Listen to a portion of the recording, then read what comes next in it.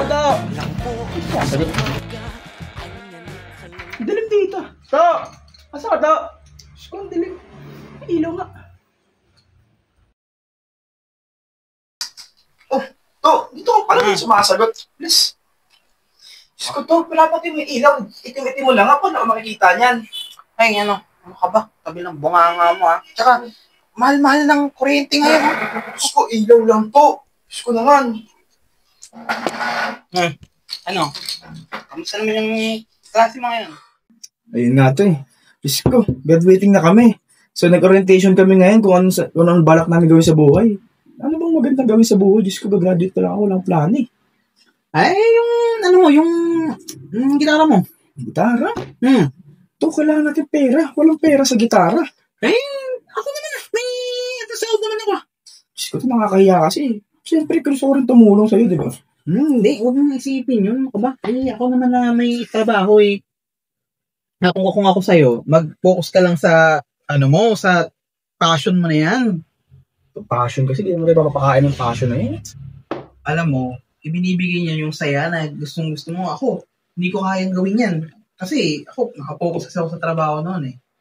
Alam mo, nung kabataan ko, napakahirap kumuha ng trabaho. Good morning po. Tell me more about yourself. Sir, I'm Whitey D. Jackson. I'm 23 years old. Can you tell me about how you can contribute to the company's success with your imagination? I think, sir, my imagination skill. Okay, Mr. White, tatawagan na lang kita once I have communicated with the team about your application.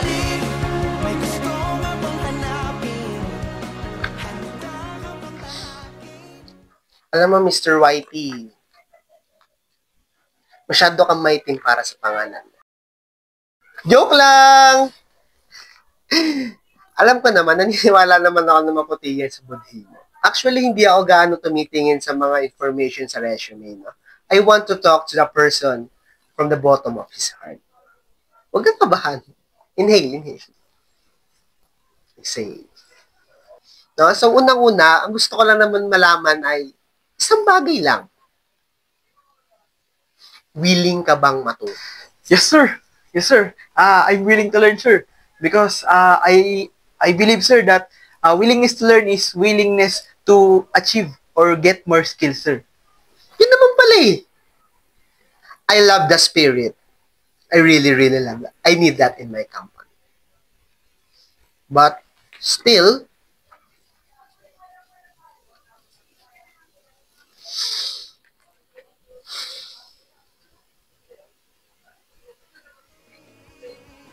I'm looking forward to working you in my company. You can start tomorrow na. Congratulations, Mr. White.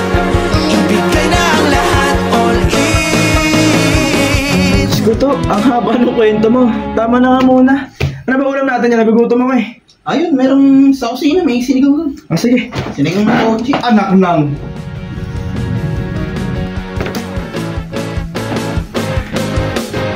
Hoy, naloko na, ba't ganito bigla ang aking trip? Ang sabi ko sa sarili na papaisip no, kaya tumaya na lang bigla. Wala na kung pake, basta pareho tayong masaya.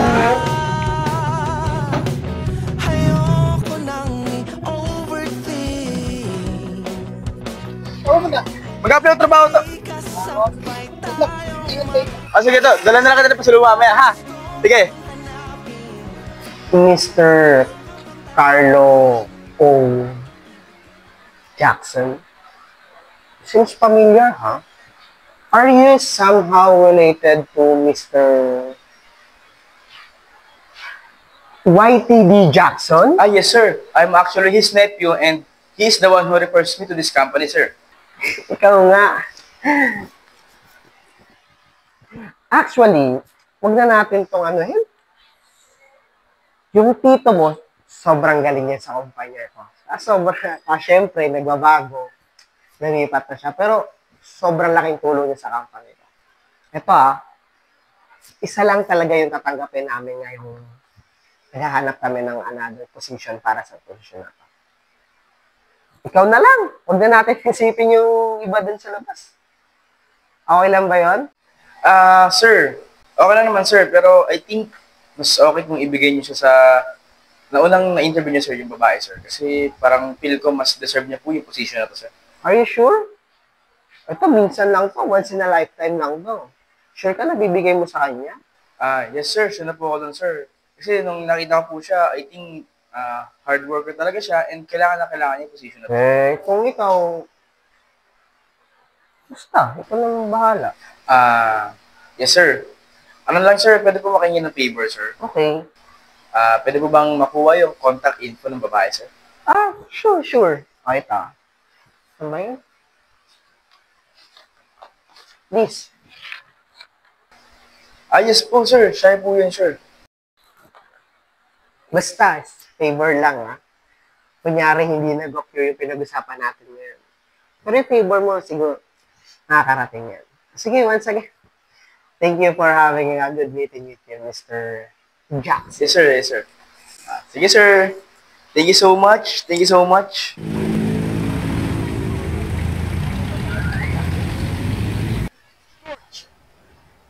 Lupa getting another stop. Reverente. 3-on-2 break. Reverente. Sinasal. Diyos ko naman dito. Nanonood ka na TV, tulog ka. Diyos ko, sayang sa kuryente. I like the move. Yeah, I got you. Bakit? Papatin yung TV. Nanonood ka ba? Tulog ka nga eh. Diyos ko, to. Nandiyan ka sa sahig na kaupo. Ang daming upuan. Kita mo yan, di ba? Ba't di ka upo sa isa dyan? Malamig dito sa tiles eh. Diyos ko, lamig dyan. Oh, kamusta na yung lakad mo? Ayun nga to eh. Diyos ko, feel ko lang ha. Feel ko di ako tatanggap talaga to. Diyos ko naman. Sayang. Diba? Sabi ko sa'yo eh. Kaya, kung ako sa'yo, huwag mo nang isipin yung apply sa trabaho na yan dahil hanggat kaya ko pa, ako muna magtatrabaho. Ito siyempre, at least iba na-try ko, diba? Ito naman eh. Tama nga naman. O, sige na. Gusto mo na yung TV, kayo nanonood ng tao eh. Sure ka, manonood ka, baka pagtingin ko din, tulog ka ulit. Oo, nanonood ako. 15 as CJ Pahinga mo na sa kwarto ha. Pagod ako. Layo na nilakad. looking for 3, 0 of 5 in the last game. Not that time, so here's Stanley Pringle. Oh, what a beat inside the Clarito. He's made it.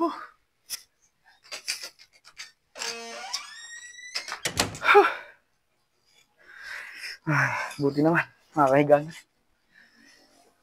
Ano ba Diyos ko! ang kalimutan ka? Masing ko kaya siya ngayon eh.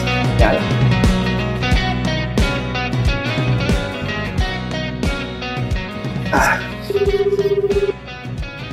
Hello, is this Miss Lila? Sino to? Kamusta? Grabe, sungit-sungit naman. Tsaka, paano mo nalaman yung number ko? Natanggap ka bubo sa trabaho? Anong tanggap? Nang-insulto ka ba? Yung trabaho ba yung... Wala, pinatayon ako. Ang sungit, grabe. Pero okay lang. Nakausap ko naman siya ulit eh. Ay, ang oras na. Hindi ako kumakain. Ano na? Kain muna ako. Kumusta na? Ba't napatagay ka dito? Wala, pre. Masaya lang kasi ako ngayon eh. Bakit? Tangit ka sa trabaho. Trabaho? Paano mo nalaman? Napakabilis naman. Paano nalaman? Galing ako sa inyo isang araw. Sabi ni Kuya Whitey, nag-apply ka daw ah. Talaga si Tito. Napakagalas ng dila nun.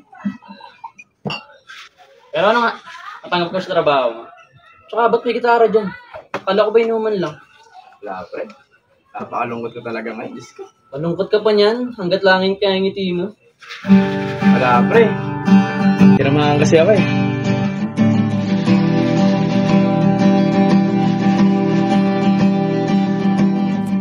Nagbabadya ang hangin na nakapalipot sa'kin.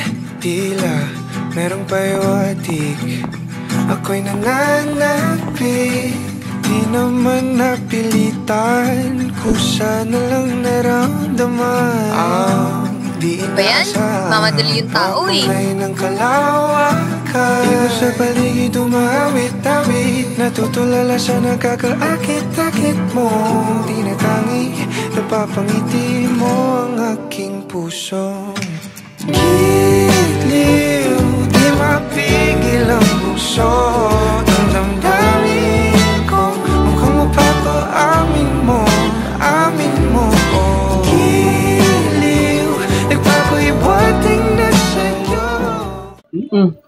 Ano connect nun? Kala ko ba't trabaho hanap mo? Ba't iba tayo natupag mo? Ano bang balak mo? Yun nga eh. Siguro silent na lang muna. Giliw, di mapigil ang bukso. Ang damdamin ko, mukhang mapapaamin mo, amin mo. Giliw, nagpapahiwatig na sa'yo. Ang damdamin kong napagtanto na gusto kita. Gusto kita. Anong salamang kang meron ka, binabalot ka ng maita. Anong salamang kang meron ka. Sir, tapos na po.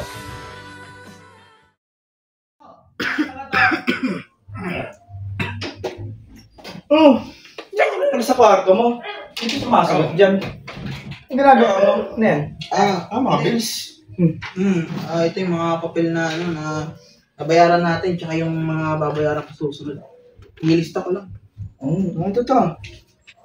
Pera. Pagtulong na rin para dyan. Ba, ayos ah. Saan galing to? Wala to. Sa mga silent ko lang yun eh. Sideline? Katrabaho ka? Di ba sabi ko ako nabahala sa mga ganito-ganito? Tsaka, alam mo, dagdag mo na lang to sa pambili mo na kung anong gusto mo. Di ba yung gitara mo? Kulang-kulang na iba? Ito naman. Gitara. Yung gitara na yan. Hindi mo tayo mapakain na gitara na yan eh. Matutulungan ba tayo magkaroon ng pera ng gitara na yan? Tira mo yung tubig natin. Delay na ng 2 araw. Kuryente natin. Disconnection notice na. Yung bahay natin, sinisigil na ng may-ari. Hindi nga tayo mapakain ng gitara na yan eh. Nagkipapaayos yan. Ang kailangan ko to, magtrabaho. Ngayon, kinay-question mo na yung kung anong kakayahan ko para mag-provide ng pera sa bahay na to para mapakain ka. Ito naman eh. Di mo makita yung punto? Gusto kong tumulong sa'yo. Hindi ko ganay gusto yung abilidad mo eh. Tumulong ang gusto ko. Ano ba hindi mo maintindihan doon? Itong mga bagay na to para sa akin to. Ha? At yan sa edad mo, pagpukusan mo yung sarili mo. Ha? Pinagkatiwala ka sa akin ng mga magulang mo. Para ano? Para palakihin ka ng tama. Para palakihin kang masaya. Ito mga sinasabi, ginagawa kong to. Lahat to para sa'yo. Ito naman! Huwag mo magsabihan ng ganyan! Sino ka ba? Tatay ba kita? Di ba hindi? Kaya huwag na mo magsabihan ng ganyan para sa akin! Para sa atin naman ginagawa ko, di ba? Hoy! Ako mo na! Hoy!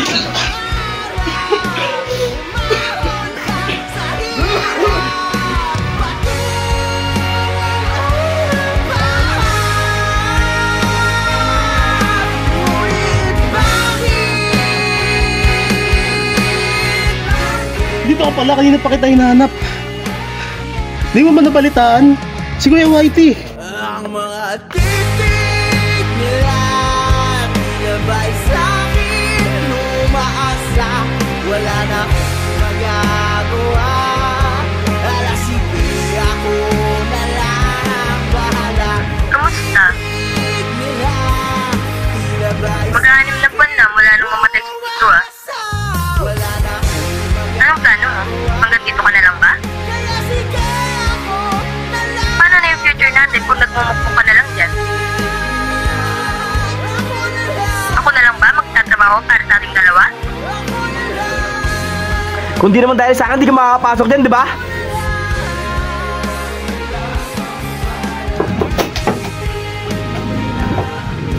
Hanap mo dito.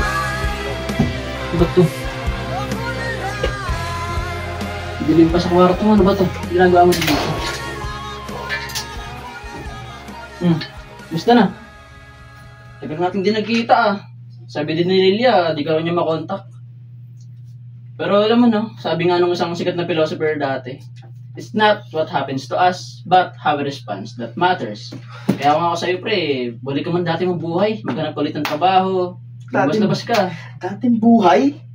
Pre, ayoko na nga mabuhay eh. Ano ba karapatan mo? At kaibigan lang kita pre, wala kang karapatan magsabi ng ganyan, di mo ko naiintindihan. Kaibigan lang pre? Parang kapatid na nga yung turing ko sa'yo eh. Ha? Mula nang nawala yung tito mo, nagkaganyan ka na. Ano ba nangyayari sa'yo? Ba't ayaw balikan yung dati mong buhay? Ha? Marami kang kaibigan doon sa labas, naghihintay sila sa'yo. Ha? Lahat kami apektado dahil wala ka. Anong tingin mong inaasahan ni Lilia para sa'yo? Magiging ganyan ka na lang palagi? Mag-i-stay ka sa kung anong sitwasyon na meron ka? Ha? Anong mangyayari sa'yo dito niyan, pre? Habang buhay ka sa kwarto mo, mamatay ka na lang dito? Oo, pre, sana namatay na lang ako! Pre, hindi yan ang gusto ni Lilia para sa'yo. At hindi rin ganyan ang gusto ng tito mo para sa'yo.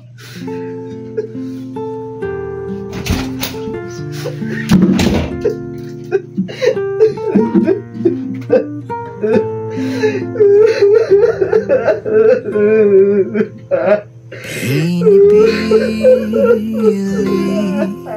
kita makasama sa Masyado akong nabulag. araw-araw. Madami akong di pinansin dahil sa mga nagagawin. Iba sa piling mo, masyado akong nayakap ang galit. Ang poot. Ang lungkot. Ang sakit.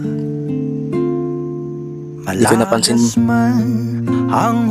Tinulak ko na sila.